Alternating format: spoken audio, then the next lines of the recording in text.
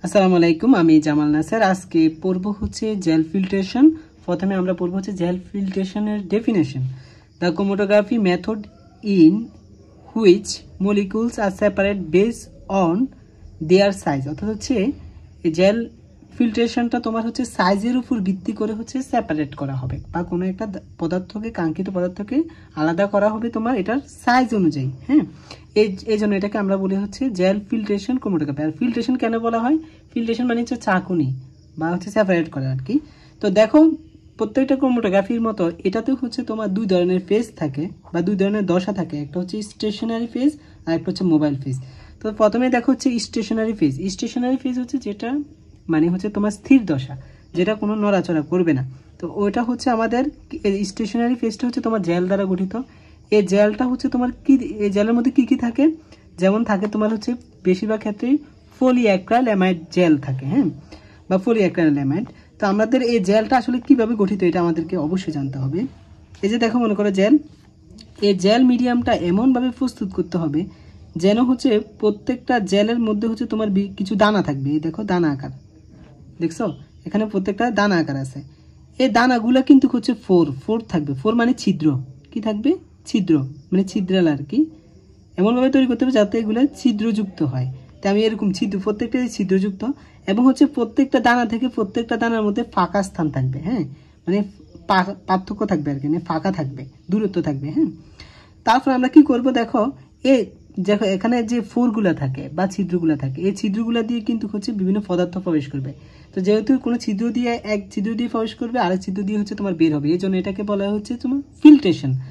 তারপর তুমি দেখো, আমরা যে কোনো মনে করো একটা পদার্থ এখান থেকে আলাদা করব, ওই পদার্থটা মনে করো হচ্ছে তোমার কিরকম আকারে থাকবে? মনে করো কিছু দানা থাকবে হচ্ছে বড় আকারের, কিছু দানা থাকবে মনে করো ছোট আকারের। বড় থাকবে কিছু, ছোট থাকবে কিছু। তো মনে করো তুমি প্রথমে হচ্ছে বড় দানাগুলো হচ্ছে এখান থেকে ক্রোমাটোগ্রাফি মানে জেল ফিল্ট্রেশনের মাধ্যমে বড় দানাগুলোকে তুমি মানে আলাদা করতে চাচ্ছ। তাহলে তুমি কি করতে হবে? তুমি এই দ্রবণটাকে বা এই জৈব দাবকের দ্রবণটাকে, জৈব দাবক কেন বলতেছি, এটা একটা তরল পদার্থ হবে।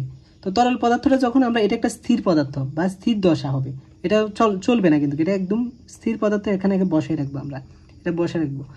এখানে হচ্ছে যে জৈব দাবক দিব তরল সহ, ওই তরলটা যখন আমরা এটার উপর ডালবো তখন কিন্তু হচ্ছে এই যে স্থির দশাটা আছে এটা কিন্তু এক জায়গায় থাকবে, কিন্তু তরল হওয়ার কারণে এটা হচ্ছে এটার মধ্যে গা বেয়ে বেয়ে পড়বে কিন্তু। তো যার কারণে এটাকে আমরা বলি হচ্ছে মোবাইল ফেজ। তো এই মোবাইল ফেজ হিসেবে থাকে তোমার কি, অর্গানিক সলভেন্ট, মানে অর্গানিক একটা দ্রবণ থাকে।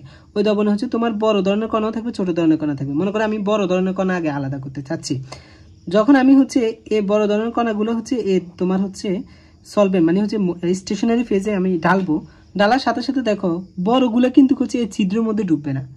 ছিদ্রগুলো হচ্ছে এই বড়গুলোর চেয়েও কিন্তু ছিদ্রগুলো আরও ছোট।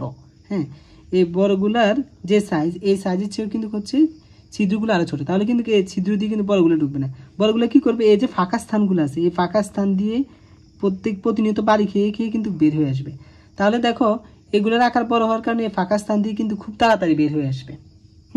তাহলে আমরা প্রথমে যেগুলো পাবো, যে পদার্থগুলো পাবো, এই পদার্থগুলো কিন্তু আকারে বড় পাবো।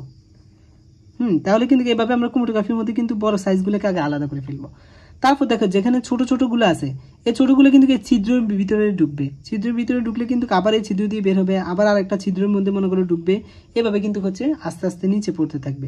তাহলে এখানে কিন্তু তাদের এটা একদম নিচে আসতে কিন্তু অনেক সময় লাগবে, অর্থাৎ যেগুলোর আকার ছোট ওগুলো কিন্তু আসতে কিন্তু অনেক সময় লাগবে।